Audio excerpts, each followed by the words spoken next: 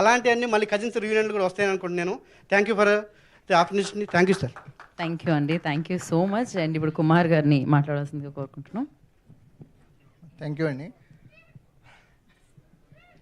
అంటే టాలెంట్ ఉన్న హీరోస్ని చాలామందిని చూస్తుంటాం, కానీ ఇన్సెక్యూరిటీస్ లేని హీరోస్ని చాలా తక్కువ మంది చూస్తాం. అలాంటి ఇన్సెక్యూరిటీస్ లేని హీరోని నేను సత్యం సుందరంతో కార్తీ గారిలో చూశాను. అలాంటి క్యారెక్టర్ని యాక్సెప్ట్ చేయాలంటే అందులో ఏముందో గ్రహించే శక్తి నటుడికి ఉండాలి. ఆయన గ్రహించాడు కాబట్టే మనం ఇలాంటి సినిమాని చూడగలిగాము. ఖైదీ లాంటి అవుట్ అండ్ అవుట్ యాక్షన్ తర్వాత ఇలాంటి సినిమా చేయాలంటే చాలా గట్స్ ఉండాలి. అంటే ఆయన చేసే వృత్తి పట్ల ప్యాషన్ ఎలా ఉందో ఈ సినిమా చూస్తే తెలిసింది. ఇంతకంటే మంచి క్యారెక్టర్ మీరు చేయగలరా అనిపించేంత క్యారెక్టర్ ఇచ్చారు సార్ సుందరంతో.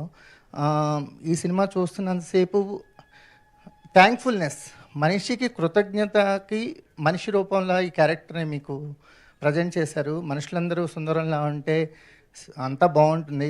అంటే మనం రకరకాల ఫుడ్స్ తిన్నప్పుడు డాక్టర్ దగ్గరికి వెళ్తే కొన్నాళ్ళు ఆర్గానిక్ ఫుడ్ తినమంటాడు. అలాగే మన మనసులు బాగలేనప్పుడు సత్యం సుందరం చూస్తే మెంటల్ హెల్త్ బాగుంటుంది. This is the mental health for everyone. అంటే నెగిటివ్ ఆలోచనలు మనల్ని కమ్మేస్తున్నప్పుడు ఒకసారి ఈ సినిమా చూడండి, సమాజం బాగుంటుందనే ఫీలింగ్ కలుగుతుంది. సో ఇంతకు మించి ఏం లేదు. Thank you forever. Perfect, thank you Kumar garu, thank you so much. And Ramesh గారిని మాట్లాడాల్సిందిగా కోరుకుంటున్నాం, జీ తెలుగు.